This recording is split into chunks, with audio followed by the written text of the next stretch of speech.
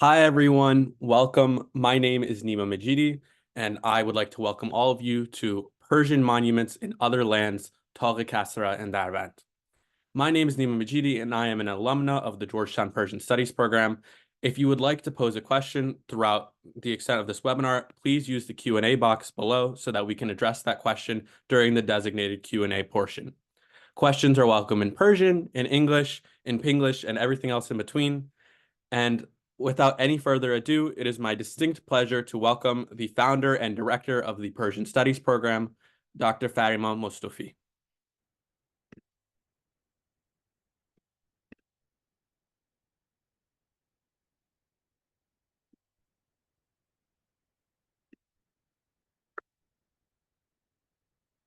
خانم ها آقایان سلام. Good morning, good afternoon, and good evening to all.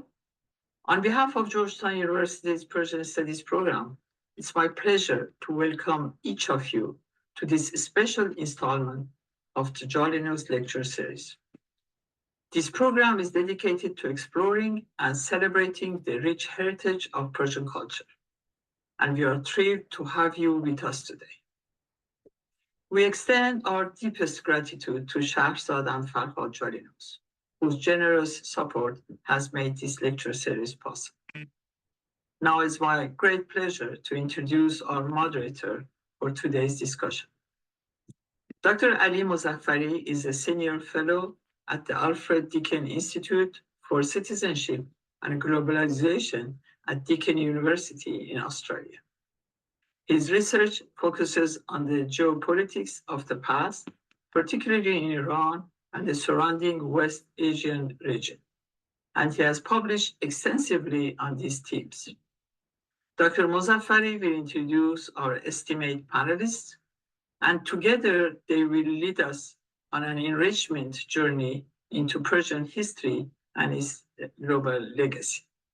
Thank you for joining us, and we hope you enjoyed the discussion.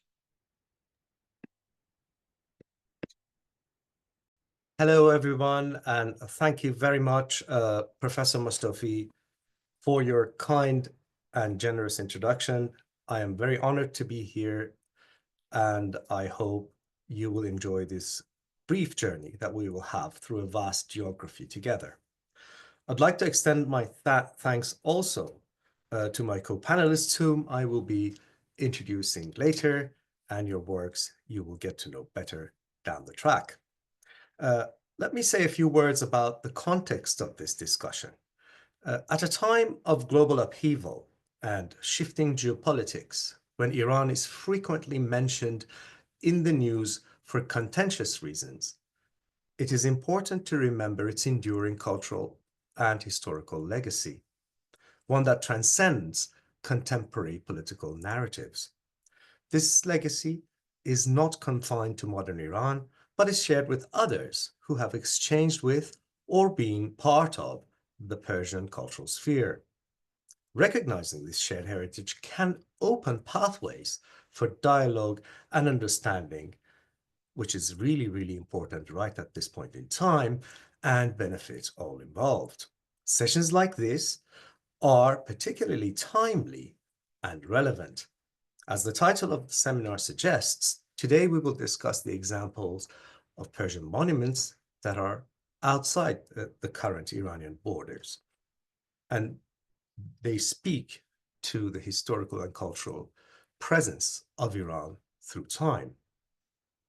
The first one, Tagh Kasra, is located in present-day Iraq. Let's watch a short trailer of the film, Tagh Kasra, A Wonder of Architecture. It's file number 1, please.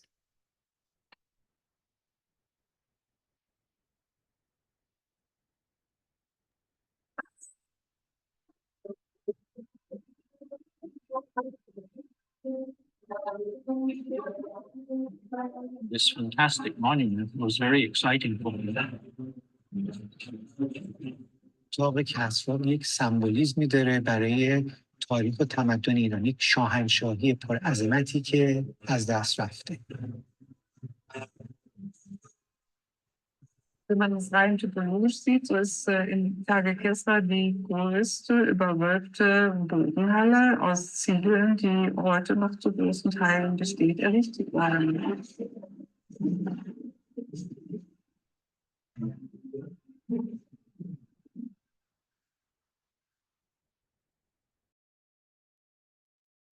Wonderful. To discuss this film and the monument, it is my pleasure to introduce our first guest, Pejman Akbarzadeh. Pejman is a talented documentary maker whose films highlight the importance of Persian heritage beyond contemporary borders. He is the director of the film Kasra, Wonder of Architecture, which you just saw the trailer for, and the film was produced in a critical situation in Iraq when ISIS, the Islamic State also known, was pretty close to Baghdad. Hello and welcome, Pejman. Good afternoon. Am I audible? Perfectly. Good afternoon to friends in East Coast, and good evening to those who joined us from Europe and of course from Iran. Thank you for your kind introduction, and I would like to thank Georgetown University's Persian Studies program, in particular, Dr. Mustafi. I'm happy to be with you. Thank you very much. Pejman, tell us a little bit about this magnificent building. What, in your opinion, makes Kasra significant? Kasra is the most famous Persian monument from Sasanian period. And also it's a symbol of Persian architecture in this era. It's also the world's largest brick wall. And it's the only visible site of the ancient city of Ctesiphon, which was one of the capitals of the Persian Empire for around 700 years in both Sasanian and Parthian eras. Thank you for that explanation. It seems to me that, well, I've seen the film for the benefit of our audience. I've seen the film, so I have some, if you would like, inside knowledge of that. The film begins with scenes of destruction of heritage, and it shows some sort of the fragility of, albeit a massive monument. And it's, as I mentioned earlier, you made this at a time when ISIS was, it was so. We didn't know if ISIS is going to take over, not take over. It was very dangerous times. Not everybody goes there at that time, do they? So I wonder what motivated you to make the documentary, aside from, okay, it's a magnificent monument and the rest, and, take on the security challenges, and I would presume some political challenges as well. Would you like to tell us more about this? What motivated you?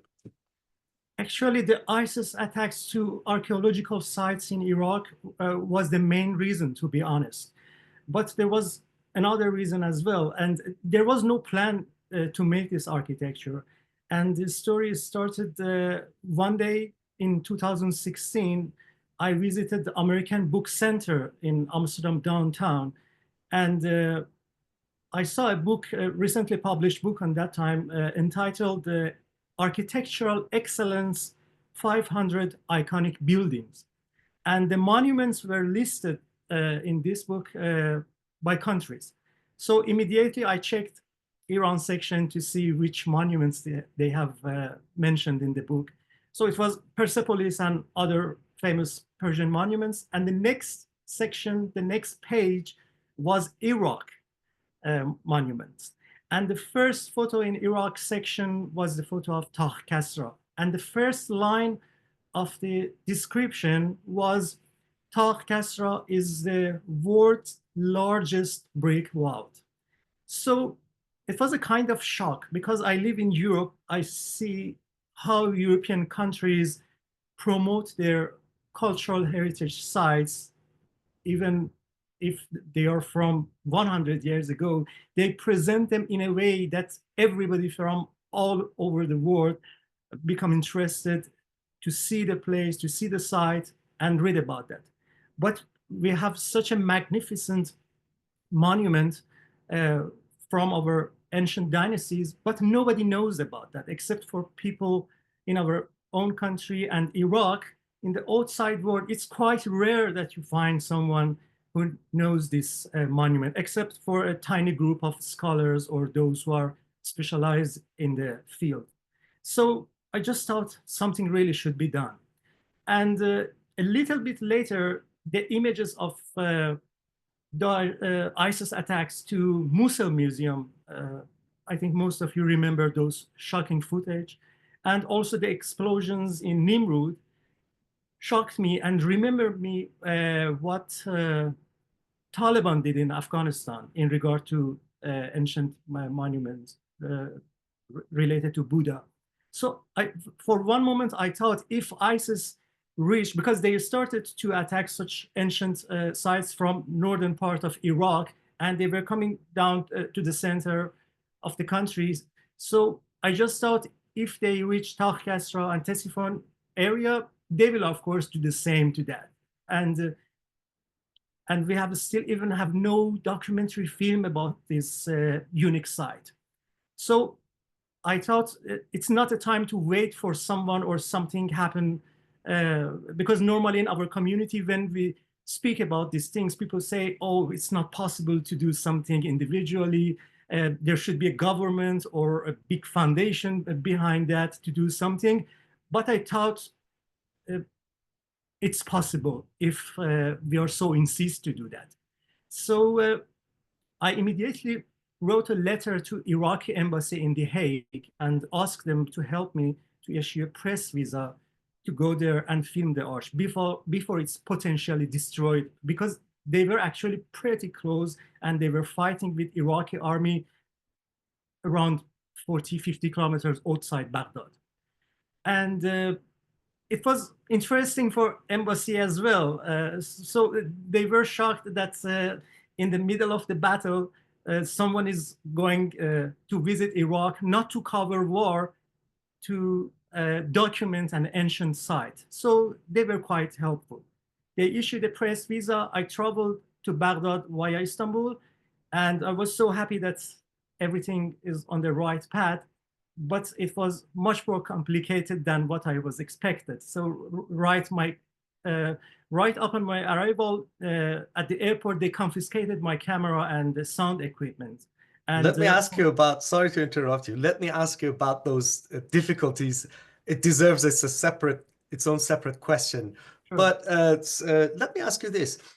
So it seems that you were prompted by the danger that you felt an important piece of heritage is facing. Definitely. And also prompted by the fact that you perhaps felt that the heritage of Iran in particular, but perhaps the whole, the whole area is a little bit underrepresented or not well represented as it deserves, right? Which is all admirable. Tell me, when you made this film, did you have a particular audience in mind? Like, was it a target group, you mean? Yeah, were you thinking, is this going to be general audience? Is this going to be for academics? Who did you think of? Because I imagine, I'm not a filmmaker, but I imagine that is one of the main questions you have in mind if you want to make a film.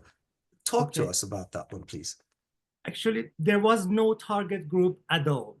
I made this documentary for all who are interested in history, archaeology, architecture, and art history. And I have presented the information in a way that anyone without prior background information can communicate with the film and gain information from that. For example, when we make a documentary film about ancient Persia or Iran, when we say Sasanian, okay, except for specialists, nobody knows who are Sasanians. Once I said that in Amsterdam, an American friend just told me, are they a group of people? So I need to explain what we are But because, for example, if we compare Persian dynasties with Chinese one, Hun dynasty, for example, is quite famous in the world. But Sasanians, it's quite rare that people know that. So, for example, in the film, when for the first time I have mentioned Sasanians, I clearly mentioned that it's the last pre-Islamic Persian dynasty. They were rivals with Romans. So provide this background information very briefly, but very precisely at the same time for those who are not familiar with the history of the region. So in this way, people can communicate with that. But if they see that they need background information, they had to read about that already, they won't continue and they won't show interest. So from this point of view, I tried to cover both sides. Those who are not, those who have not prior background information about the topic, but just interested in history and archaeology, and also for academics. 10 internationally recognized scholars have been featured in this film, and they cover the story from various different aspects, and they provide significant insight to the history, archaeology, and architecture of this region. Thanks for that. So I'm presuming that you've had the opportunity to screen this for different audiences at different venues.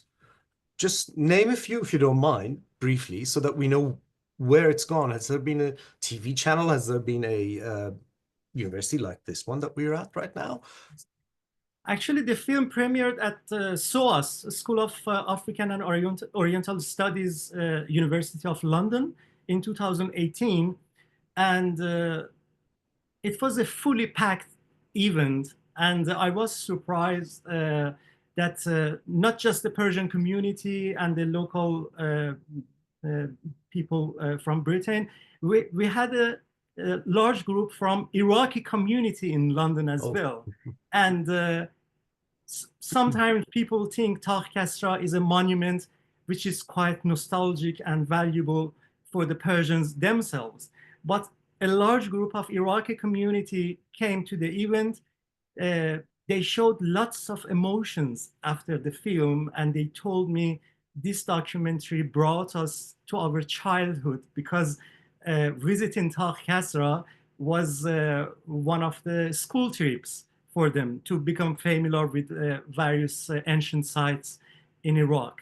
And it happened also when the film was screened at the National Gallery of Victoria in Australia. The people from Iraqi community attended the event as well. And it was a very, very nice feeling, because what Saddam Hussein in Iraq did in regard to this side, and what the Islamic regime in Iran did, they were just spreading hate between the nations. Maybe you have heard that famous narrative that Islamic teachers at the school regularly told us, that when Prophet Muhammad was born, a crack created in this site. And also Saddam usually used that as a sign of defeating Persian army in the 7th century. Also, they had those policies, and they tried to spread hate among the people. But after screening this film, I noticed it has become something that makes Persians and Iraqis more close to each other. Those because of their memories, and because the site now is in their country, and our own people because it's something related to their ancient history. So the result was totally different from what the politicians promoting. And after the screening in London, we had a kind of tour in the United States. And I was so happy because it was screened at the National Museum of Asian Art. It's a part of the Smithsonian Institution. So they organized a special program for Ctesiphon, and Tagh Kasra documentary was screened there. After that, at Yale University, then at the conference of the Association for Iranian Studies. and it was continued for over 2-3 years. That screening continued. And also a couple of months after the last screening, North American universities contacted, and they were interested to stream this documentary for their courses, for the courses which are related to archaeology, art history, architecture, and the classes were not necessarily related to Persian studies, Iranian studies. They were general classes about history, archaeology, and architecture. And people started to write papers about that, or at least use the film as a reference for parts of their research. They regularly sent email and asked me how we can watch the film. So I really felt, although without a government should be behind this project, or a big foundation or huge financial support, as there was a strategy to make the film, how to present information, how selective you should be in regard to the scholars that you feature in the film. So as there was a plan to do that, it really found its own way. But you obviously had, sorry to interrupt you here, but you obviously had some funding support, didn't Yes, you? of course, but they were all private foundations in Europe, not the big ones related to the governments, of course. For example, the main fund came from Sudavar Memorial Foundation. I think they are the largest private foundation that support Persian studies, Iranian studies in Europe, and also TUS Foundation in London supported the project, but there was no big budget behind that. Of course, so, of course. And I'm quite thankful that they supported this project. Without their support, that was completely impossible. And maybe it's funny for you that when I was in Iraq, Iraqis at the National Museum and other places, they regularly ask me, why don't you ask the Iranian embassy in Baghdad to support you, to help you for filming? Because I made an appointment at the embassy of the Netherlands, because I'm a citizen of this country. So they helped me, and one day they provided me car and driver to film in the green zone. And on that time, it was extremely difficult. But from one side, I was lucky because many people in Baghdad thought I'm local. And at the streets, they started to to speak with me in Arabic. And I just knew very few Arabic sentences. And when I told them that أنا لا أتكلم باللغة العربية, I don't speak Arabic, they look at me in a weird way. They felt I'm coming from Mars because of my strong Persian accent. They saw someone who is speaking Arabic, but with a very weird accent that they cannot find out from which country he's coming from. And also another interesting point was that the taxi drivers, whenever they noticed that I'm from Iran originally, they immediately said, "Would you like us to take you to Karbala?" So it was quite interesting that they are in contact with just a certain layer of our society, and it's totally different when people in Europe or United States find out your Persian background. So were all interesting things that happened in Baghdad. But I also suspect the reactions that you got in the taxi and the rest, and we will return to this down the track today, sure, is also partly the result of cultural policies in Iran and the kind of, if you will, heritage that the state prefers or promotes or prefers to promote as well, isn't it? Of course, and just as a true example, I can mention that Iran's ambassador in Iraq, various times I read in Persian media that they covered the news that they visited the tomb of Salman the Persian, who is who was apparently the first Persian who converted to Islam. And the distance between the tomb of Salman the Persian and Tagh Kasra is something around 100 meters. It's pretty close. And they just visit the tomb of Salman the Persian and promote that through state media, but they never visit Tagh Kasra, which is pretty close to that. Mm. So it's quite clear that promoting the pre-Islamic Persian heritage is not in their agenda at all. And the focus is just to promote the Shiism or anything related to Islam. And Okay. yes, and also when Yes. I was in Dagestan, I had the same experience. But we can We'll get to that. Yes. Thank you very much for sharing your thoughts and your experience of broadcasting or sharing the film with others and the audience's reaction. Let's take a moment to watch another, perhaps a bit longer segment of the film in which the speakers highlight if you the don't mind, I importance. just need to explain this to our audience because from the previous segment, I noticed there is a technical problem that people cannot hear the soundtrack. So if you didn't hear that, sorry about that. But interviews, the sound is quite clear. Thank you. Okay, that's quite all right. Let's have a look at this. And this, again, as I mentioned earlier, and it was discussed, it shows the fragility of monumental heritage in volatile regions, particularly in this case in Iraq. But as we're going to start that, I just also have to tell our audience that I apologize if I'm drinking coffee. It's 6:30 in the morning in Australia where I'm sitting right now. Let's see the video 2, please.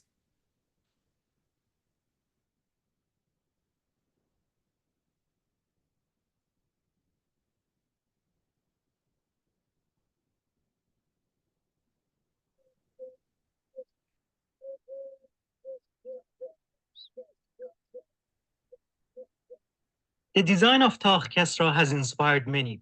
But what was the source of inspiration for those who designed Tagh Kasra itself?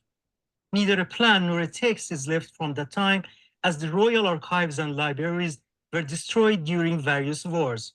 However, some archaeologists see influences from the architectural style of the Parthians, the dynasty that ruled Persia before the Sasanians.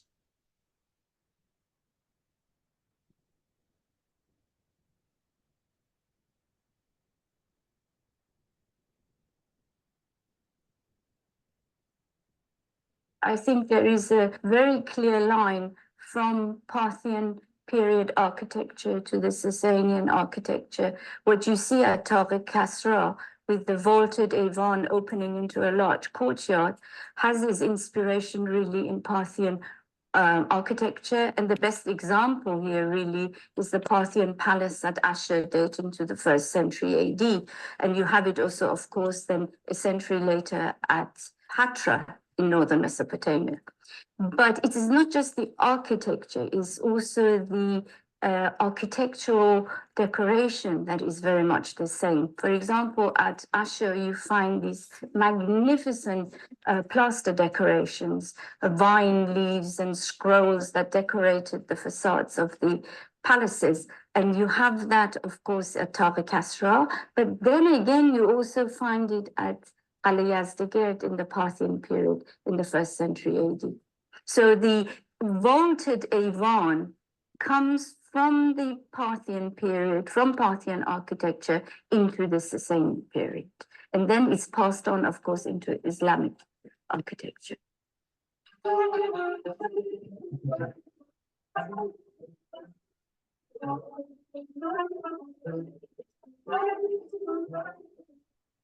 The Parthians built their famous monuments after Alexander's invasion of Persia. In this period, various elements of Greek art are visible. Some archaeologists believe that such elements can be traced in the architecture of Tagh Kasra as well. The 7th century Byzantine historiographer Simokata writes, it's said that Emperor Justinian sent Greek stones as well as architects, and they built the royal palace in the Byzantine manner. I think that is a classic example of Eurocentric bias, simply because the Western sources have more information. We certainly know of the tradition that the Emperor Justinian sent marble and it's to help decorate. But when the Italian mission in 1964 did some sondages in the Great Hall, they found no evidence of or no traces of these marble slabs. And furthermore, the arch itself is actually a classic Persian kind of form. We call it a parabola, and it has an immense strength. So the base of the walls are quite huge, but at the top, it's slender and really quite delicate. And it would have been built, although there was scaffolding used by the workmen, they did not build a solid formwork and put the arch over the top, which is what Roman architects would have ordered. However, Hellenistic affiliation in the facade of Tagh Kasra never has been denied. Oscar Reuters, an expert of Sasanian architecture, describes it as Hellenistic elements in an Oriental manner.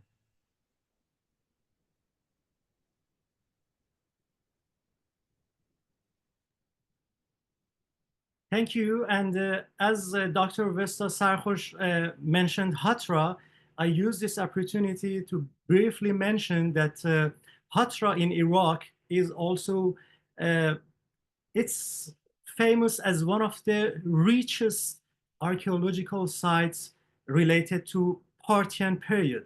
So Tagh Kasra is not the only monumental site in the area which is related to ancient Persia.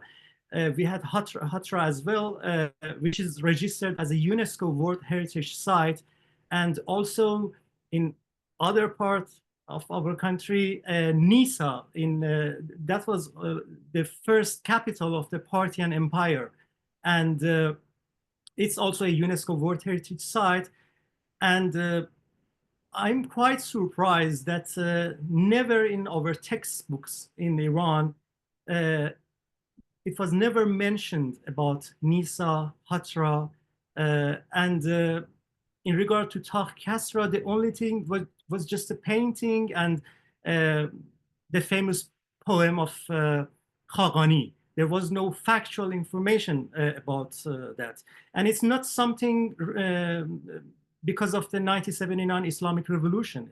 Even if you check the textbook, Persian textbooks before the revolution, although the Pahlavi government was systematically promote ancient Persian heritage, pre-Islamic Persian heritage, but even on that time, there was no information about these extra-territorial Persian monuments, which is surprising that, for example, people talked many times about the great Persian art collection in Europe or North America, but they totally neglected the Persian monuments in the surrounding area, in our neighboring countries. Yeah. Yes. Thank you very much for that, Pejman. I think this brings us to a bigger question about heritage as a whole. I can make a few observations here. Firstly, that yes, these monuments, this is my opinion, do have Persian or Iranian roots. The thing is, at this point in time, they are also shared. And that's an important point to remember. That's why you see Iraqis also excited about, and I have witnessed that too, about seeing the monument, because there is a sense of belonging as well, and therefore it has to be seen in that light, in my opinion, for it to be preserved and also promoted well. I think as your film beautifully demonstrates, it also shows that heritage isn't about just preserving and recording the past.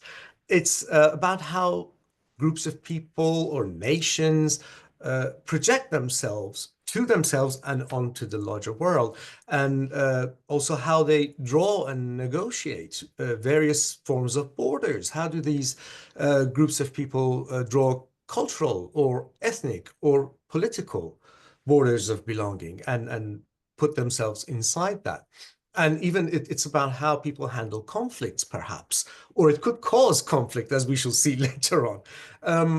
I should point out that Tagh Kasra, referring to that, it means Tagh means the art, and Kasra is the Arabic terminology, correct me if I'm wrong, Pejman, for king or ruler. And yes, exactly. And that's what it refers to. And by the way, it's also a name that is used in Persian. People call their sons Kasra as well.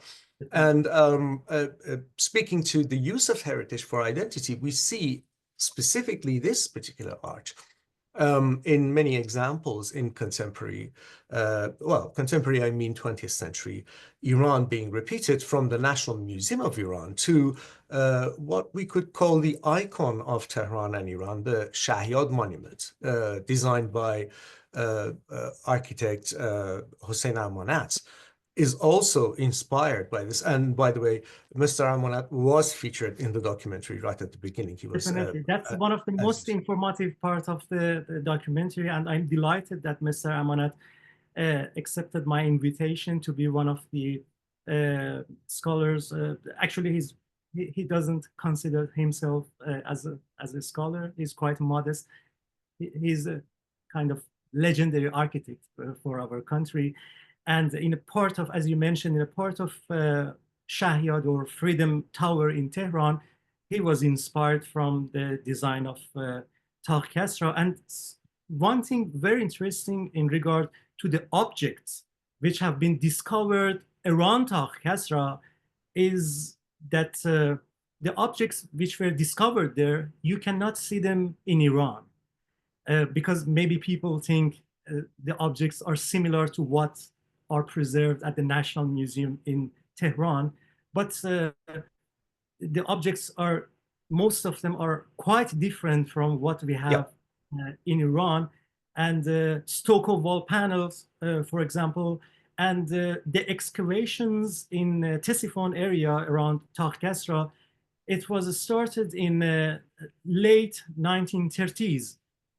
Ernest Herzfeld was directing the excavations, and the largest collection of what they found there are now kept at Pergamon Museum.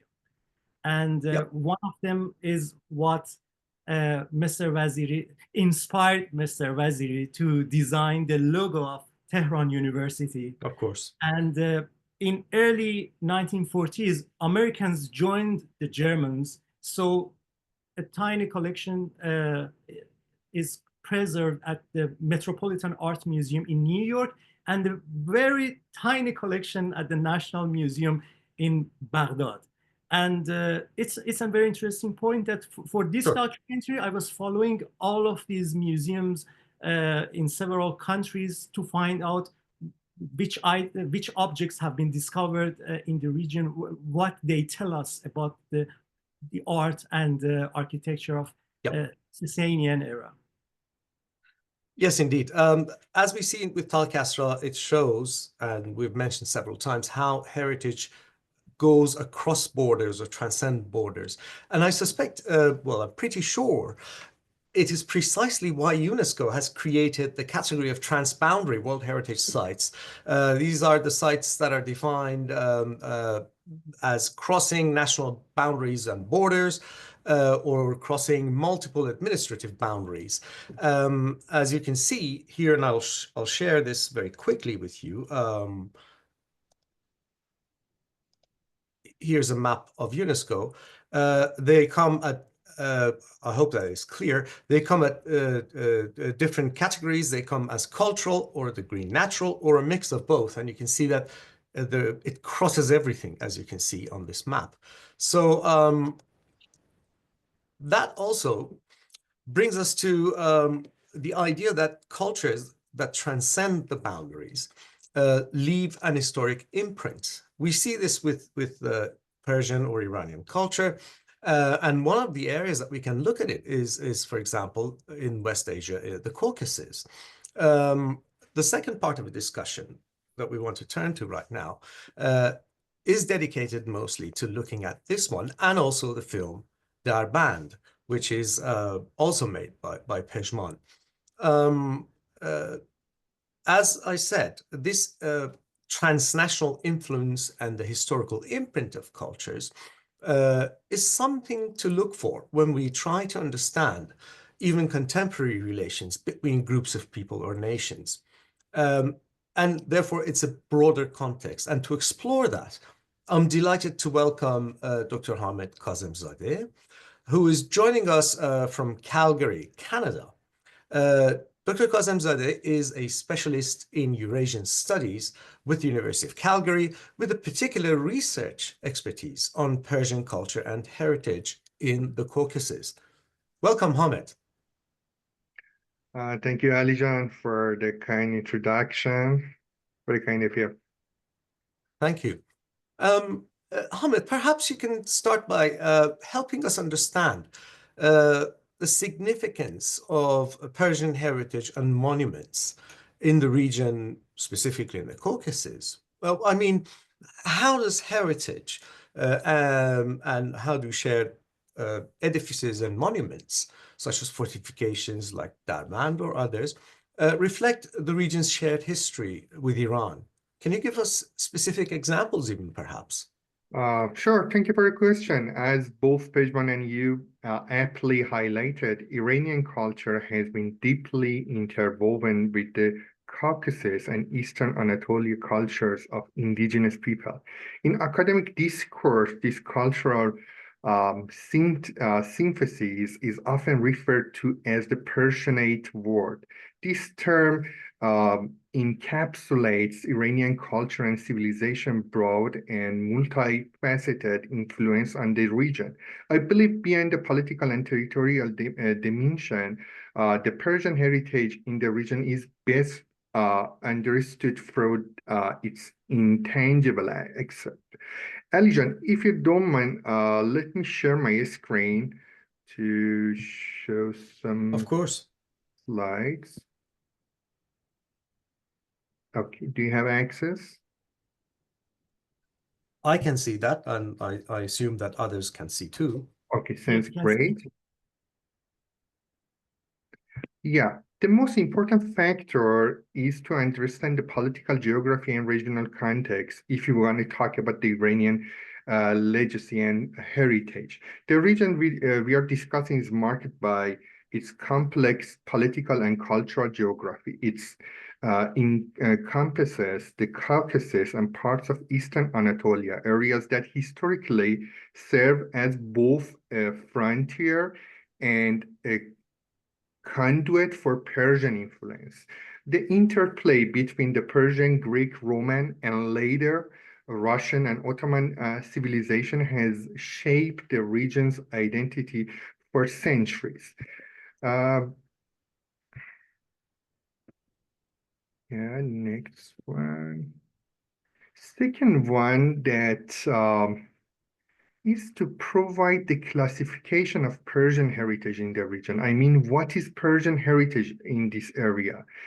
It's my idea, it's my categories. Iranian heritage in this context is multifaceted. It included tangible elements such as historical monuments and artifacts, as well intangible aspects such as oral traditions, linguistic imprints, and cultural practices. This component collectively define the Persian legacy and heritage in the region. I categorize all of them into these 5 groups, as you see. I mean, ethnographic, religion, subculture, historical monuments, and art collections. If I'm going to talk about the, Iranian linguistic contribution and diversity, you know probably the Caucasus is recognized as one of the most linguistically diverse regions globally. It's home to over 50 languages belonging to Caucasian, Altaic, and Indo-European families. Iranian languages, particularly Old and Middle Persian, and their derivatives have left an indelible mark on all local languages. For instance, the Georgian language contains over 3,000 Persian loanwords. Armenian incorporate more than 1,000, and numerous terms have permutate other Caucasian language, including Dagestani, Chechen, and Circassian. Notably, many geographical names in the region, such as Caucasus, Elbrus, Elbrus is the highest peak in Europe or in the Caucasus. In some actually Persian literature, usually we refer to Elbrus as a Gulf mountain or a Gulf peak, and others are derived from Iranian etymologies. Even the name of the Caucasus as well is a Scythian name. Even Iranian names such as Rostam, Sohrab, Tirdad, Tigran, Mehdad, Mehrab, Burandoh, and others are still so popular among the people in the region. Additionally, as you see on the map, it included Iranian people, Ossetians, Tats, Kurds, Talishi, Persians, and even Persian clans. Armenian Tats, Juhuri or Judu Tats or Mountain Jews, Lahiji Tats, Darbandi Persian. One interesting aspect of contemporary Iran is the presence of all these speakers, all this language inside Iran. Right now, we have Circassians in Iran, we have Georgians, we have Armenians, we have, of course, other language. We have Armenian, Assyrian, Kurds, Tats. We have all those languages actually speaking. Even actually, we have some villages that they're speaking Dagestani, some Dagestani languages. I want to show you, you hear one of the northern speakers of Persians in the Caucasus. It's exactly located in north of the Caucasus.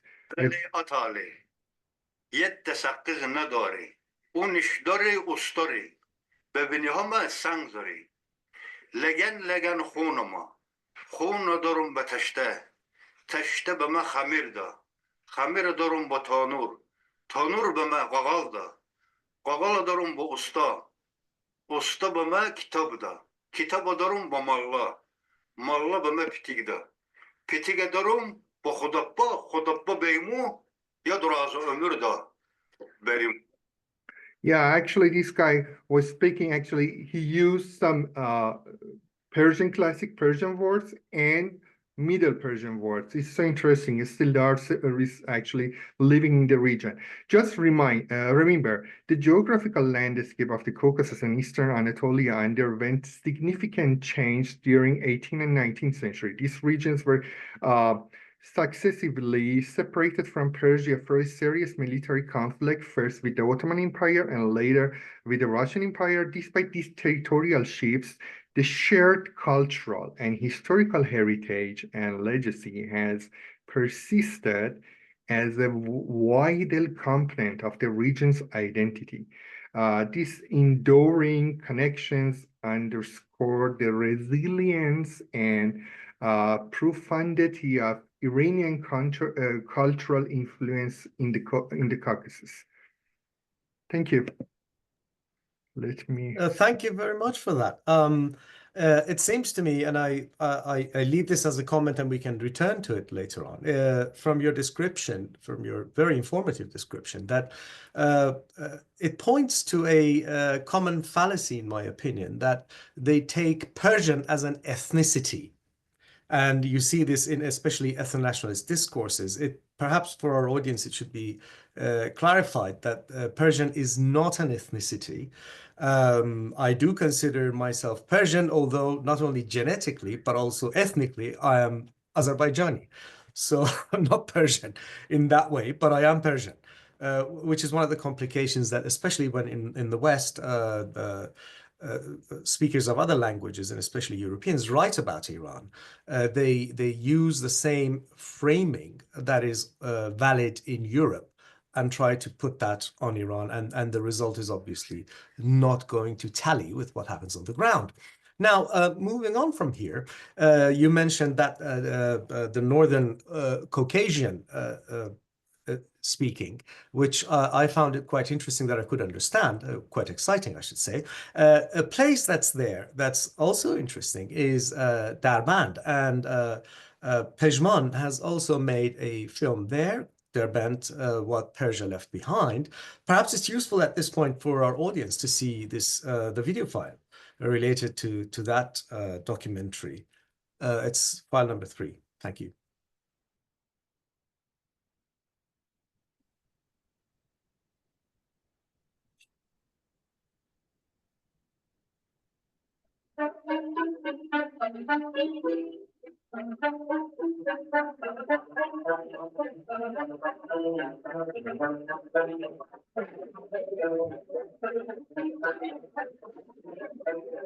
In the early 19th century, the bloody Russian-Persian wars reached their peak.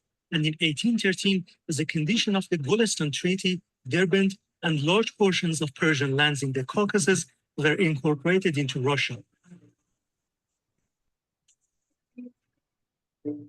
This was a great strategic investment to protect the northern frontiers of the empire. عرب در درجه اول وقتی که میان نوک میگیرن فقط مسئله چیه؟ مسئله کنترل بازرگانیه.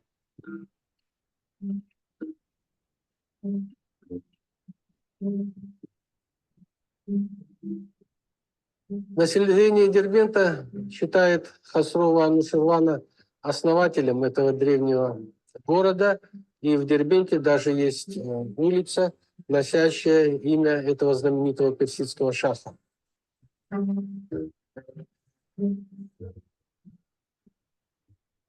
Was always a defense fortification from the civilized southern nations to the barbaric north.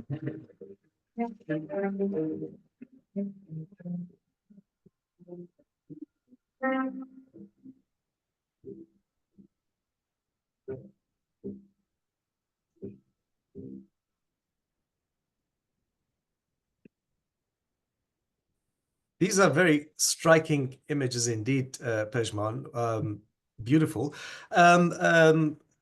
Hamid, you've done a significant amount of field work for a long time across the Caucasus, I understand.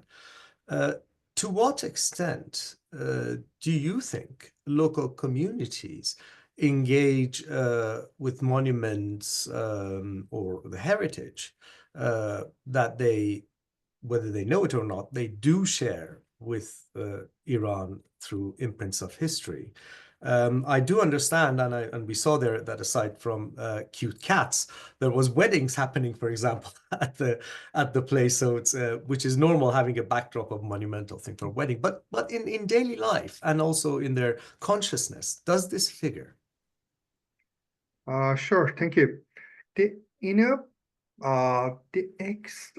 extent to which local communities engage with historical monuments, I mean, especially in the Caucasus, varies significantly, influenced by historical narratives, national identity formation, and the socio-political context in each region. In some communities, I mean, specifically in Darband,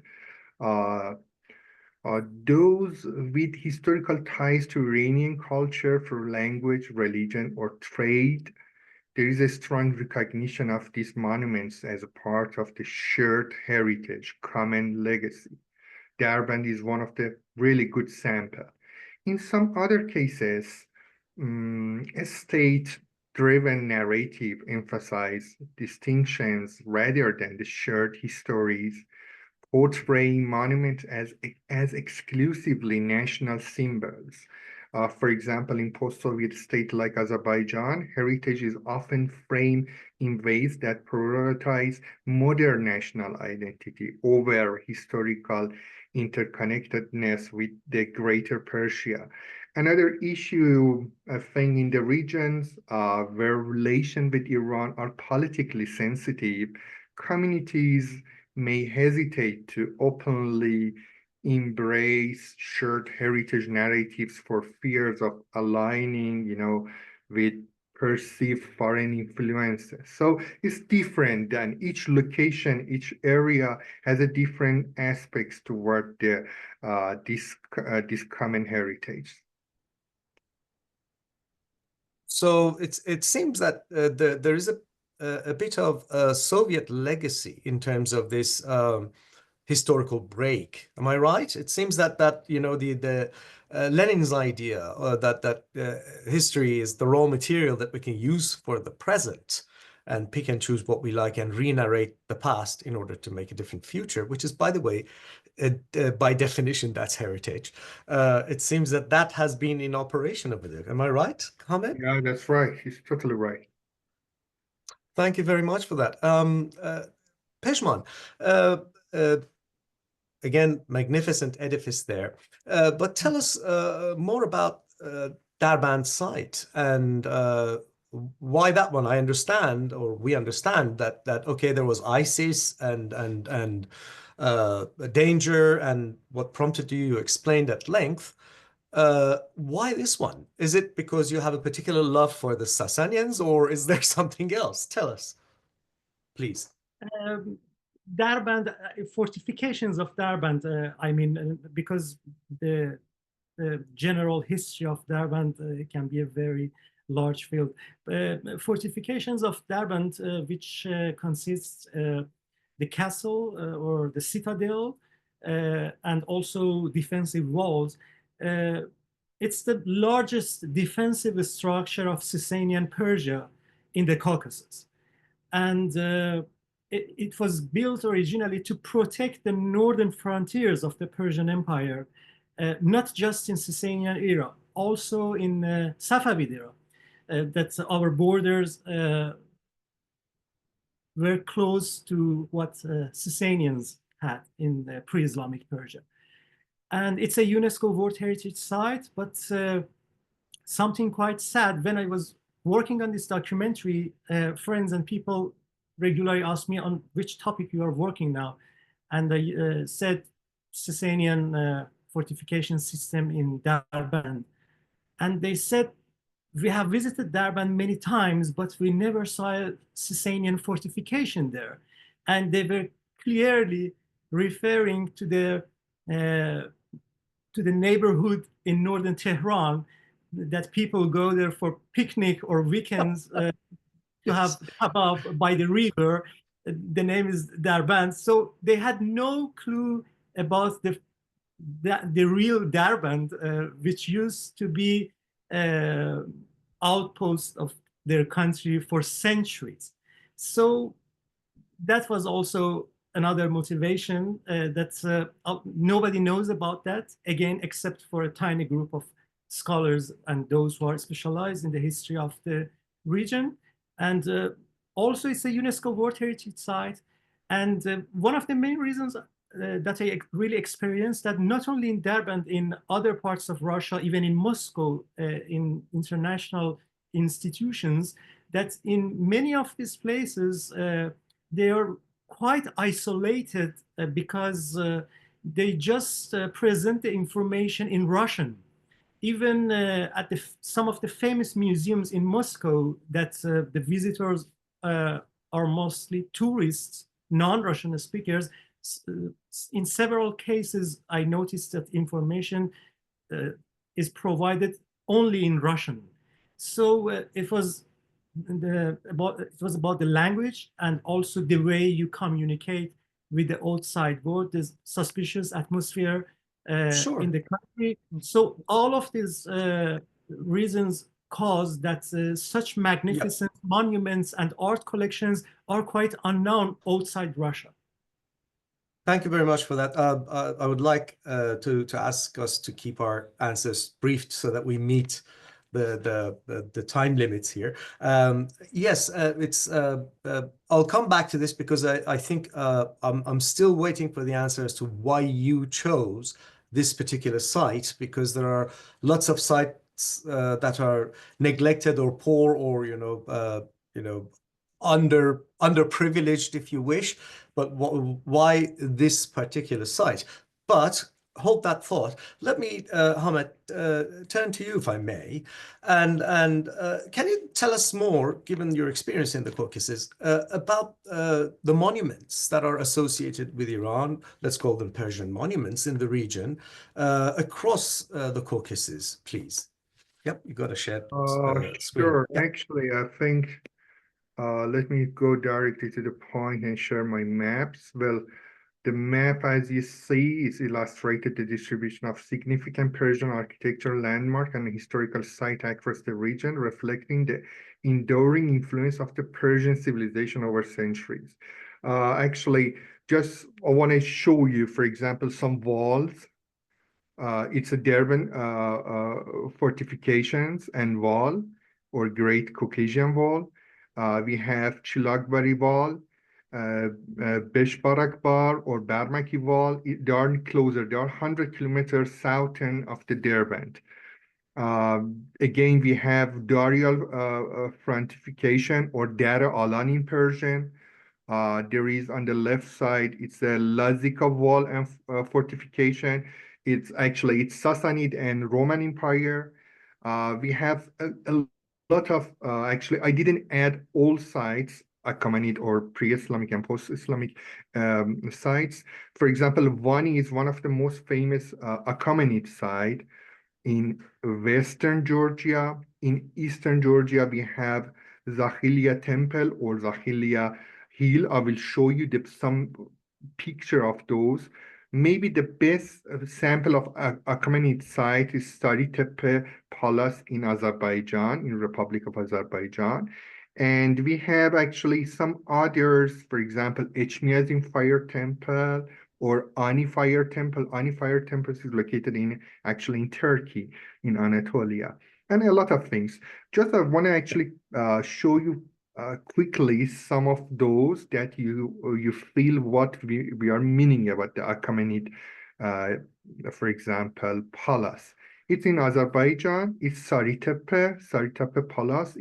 It's a duplicate sample of Apadana, but smaller.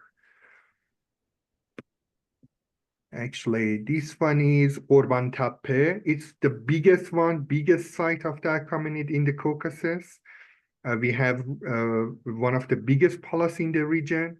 It's located in Orban Tepe. A really good excavation actually happened during the 17 and 80s. And in recent decades, some German archaeologists went there to have excavation.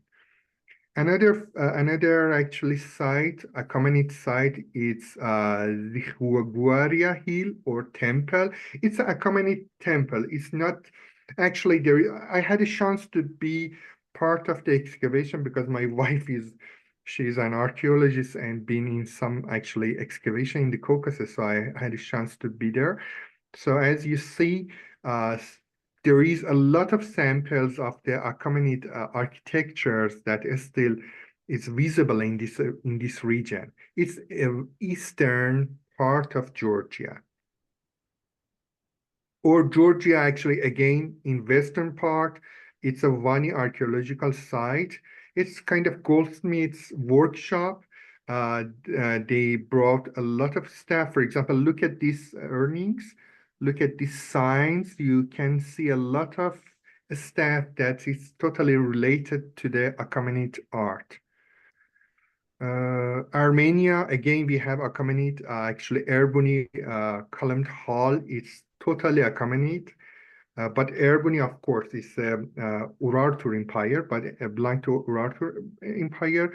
But just one hall is belong to Achaemenid architecture. Armenia, we have Parthian temple and Parthian architecture again in Armenia. Garni temple is one of the best sample, but of course it has a Hellenistic signs, but the rest of that is a Parthian signs. Again, Sasanian in Armenia is Echmiadzin Fire Temple. Is located underground of the cathedral. You can see the field maybe. It's exactly underground of the main corridor of the cathedral. It's Atashdan. they have two Ateştan still actually. The Fire pit, right? yeah, fire pit.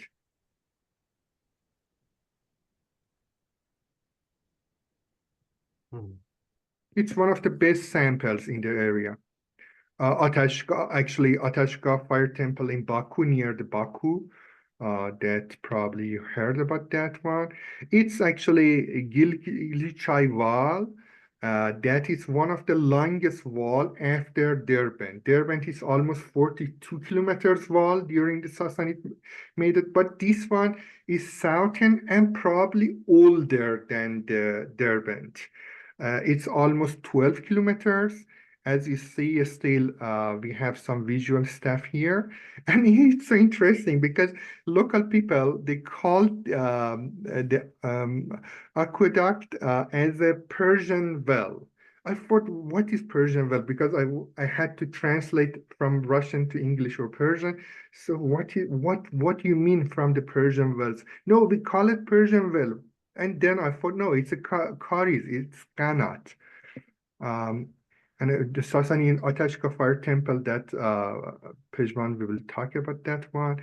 Georgian, actually, again in Georgia, in Tbilisi wall, the base of the wall is Sassanid.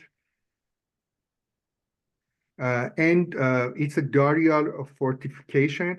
It's really good sample of the what happened during the conflict, because Darial fortifications, or Dara Alan, it's so famous in Iranian Persian literature or Iranian historical documents. It's located exactly on the border between Russia and Georgia. So, but of course, it's 2 meters inside Georgia. So the excavation and, the access to the site is so difficult. Fortunately, recently, a really good team from the Tbilisi State University, they started excavation on this site after 30 years, because in 80s, there was a few excavation in this area, but later, because of the conflict on the border, they stopped it. But recently, Russia allowed the one archaeologist team can access to the site.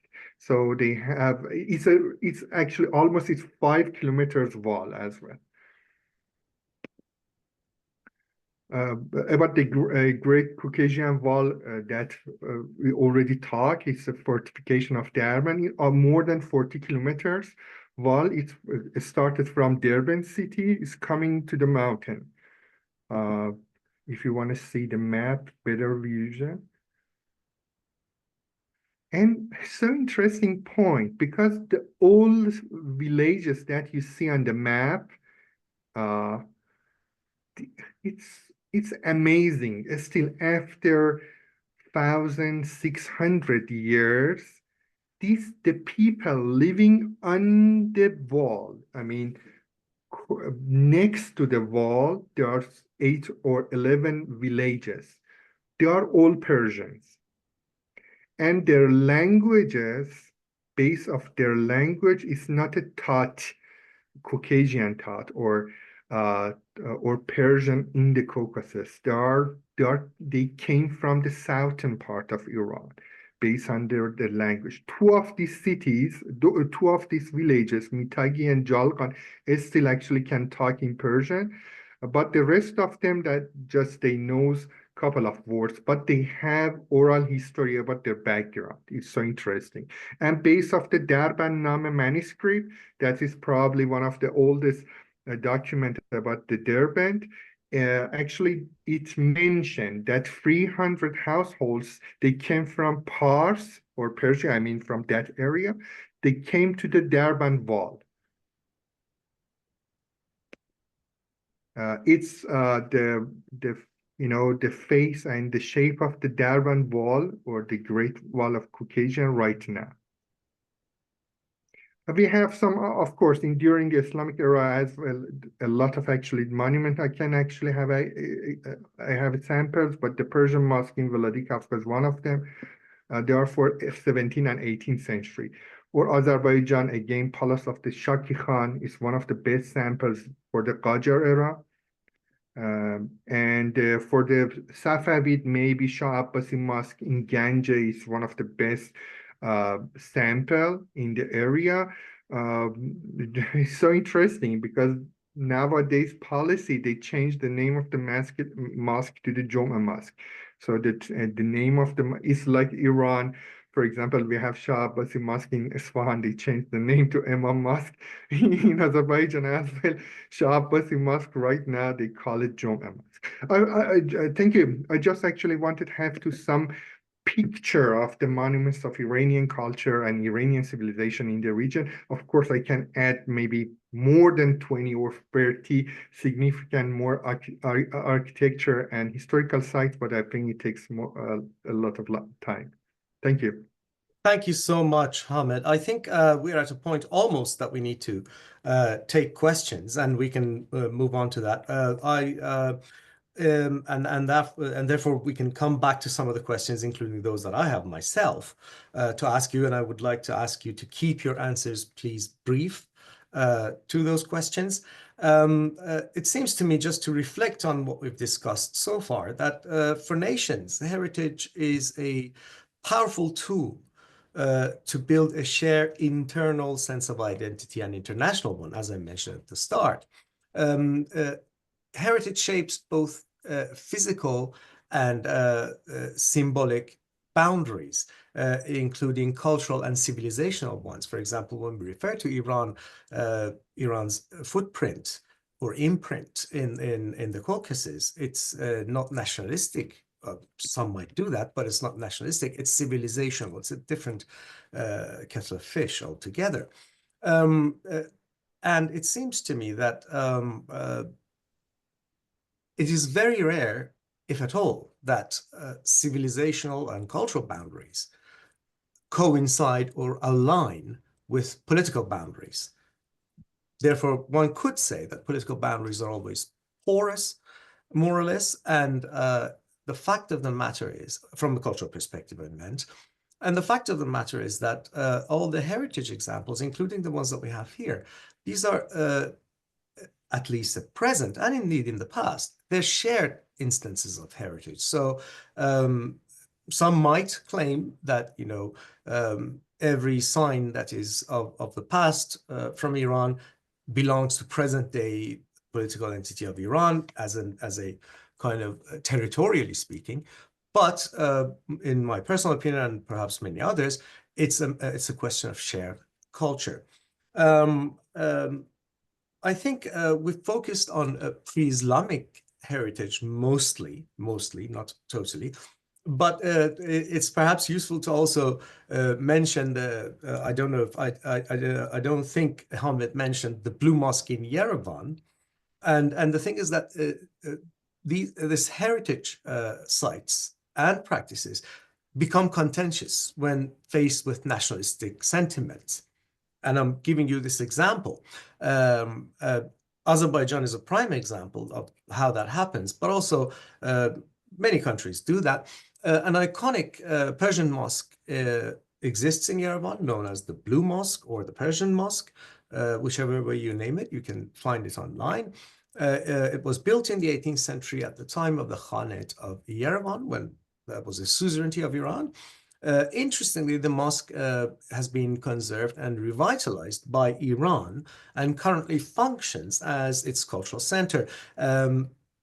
It's noteworthy here, speaking of Azerbaijan, that the Republic of Azerbaijan claims the mosque as exclusively Azerbaijani heritage. Now, the point is that all this heritage that we discussed so far, these are not exclusive. It is not, although Persian is not an ethnicity, as I mentioned earlier, it is not that something is exclusively Persian. It can be Armenian and Persian, but they claim as exclusively Azerbaijani. And well, that's one example of how heritage can be contested in international politics.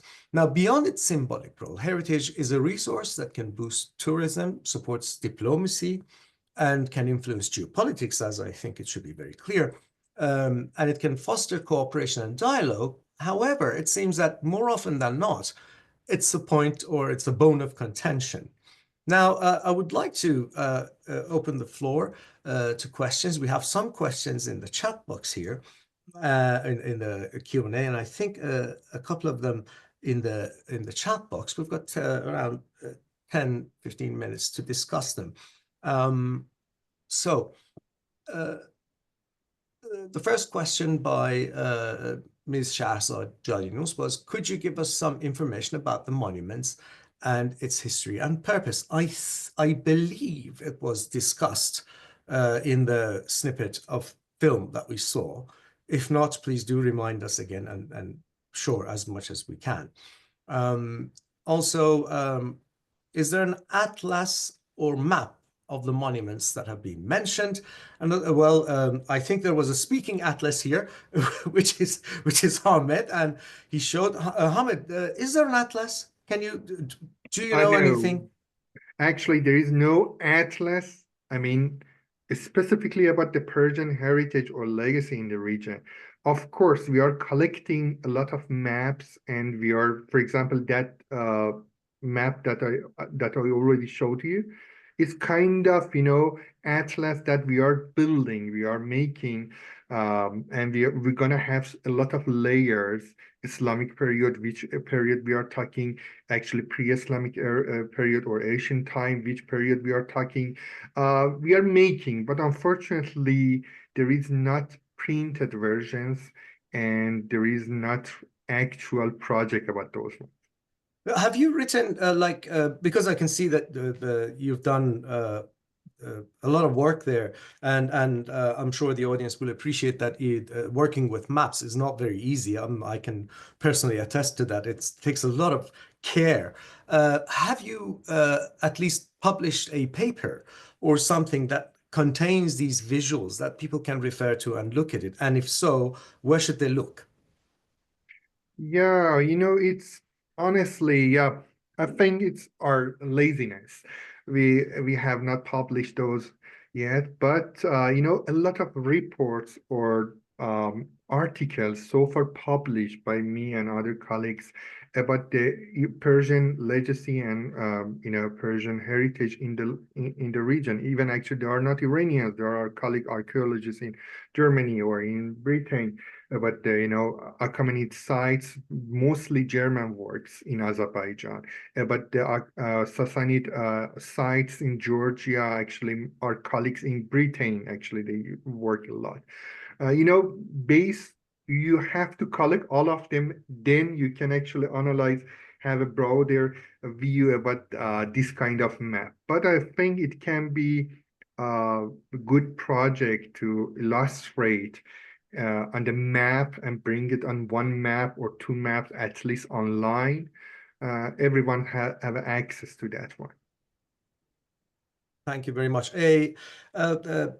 I'm looking at you, Pejman. One of our audience has asked, how can we access Rent by Pejman's documentaries? I could see that in the chat you left two web links to the two films, but okay, Rent by Watch. Yes, actually, I was going to say that because a lot of people ask that. We have created two websites, one for Tagh Kasra and taghkasra.com, and another one, Darband Online, about the fortifications of Darband. There are contact information over there because we really couldn't share the entire film publicly because of several cases of copyright violation that we experienced in the past. But people, scholars, ordinary people who are interested in history and archaeology, they regularly contact us via the website, and we provide them a temporary private link to watch the film. And it's in English. Thank you very much, Pejman. It's an interesting question by Ms. Leyli Batmangalic here. How far, geographically speaking, from Iran do Persian monuments exist? Are there such examples in the Western or Far Eastern worlds? I think it's best if you take this one, Hamid. Actually, if Persian, as I told you during my talk, Persian monuments, if you're talking about that one Iranian or one Persian guy built something as a monument, it can be actually under the state, under the immigrants, or so on and so on. We can mention in northern area in Tatarstan, the mosque of Persian mosque in Tatarstan and Persian mosque in Astrakhan.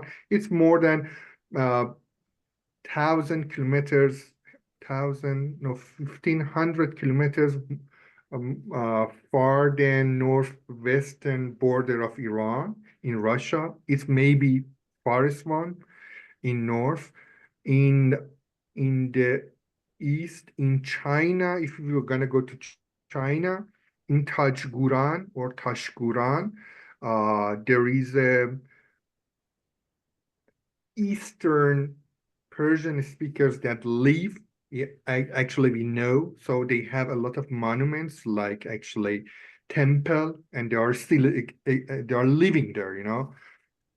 It's border to Afghanistan. I mean, eastern border of Afghanistan. It's almost again 1,500 kilometers to the eastern part of Iran. I think it's the eastest way, if you're gonna actually if we call it as a monument. In the west, I think in Israel or Palestine, Gaza, one of the castle during Achaemenid, or in no, farther. We can actually go to Egypt, of course. We have a lot of castles, Achaemenid castle in Egypt. So maybe it's 2,000 kilometers from the western part of Iran. It's the eastest monument, a Western monument of Iranians abroad, maybe we can call it. But unfortunately, there is no map that we can actually figure out which one is farthest or which one is nearest from. Hopefully, that's something you're going to do, right? You promised.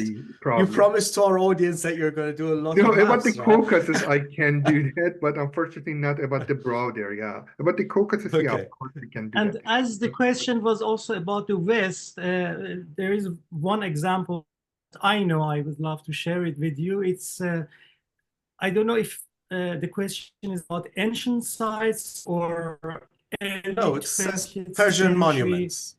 Persian monuments. Yeah, so there is a Persian monument in Monaco. It was built around 1910. It's called Villa Ispahan. So those who are interested to read about that, just type on Google Villa Ispahan. You will see that it was built by Persian expat, and the design architecture is inspired by Persian architecture and art. Very good.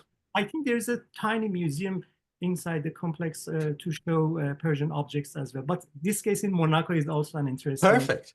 Pejman, tell us, as the last question to close the session, what is your next project, or what are you working on right now? Let's put it that way. What are you working on right now? What's in the pipeline?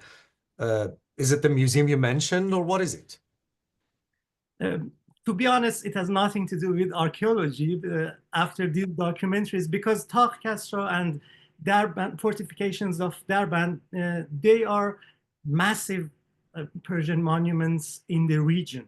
There are, of course, for example, Nisa in present-day Turkmenistan, but that's very important as well. But when you want to make a documentary, it should be something that visually you can present that really. So if you want to write a paper, yes, of course, you can write a paper about each one and present lots of interesting information. But for film, it's totally different story.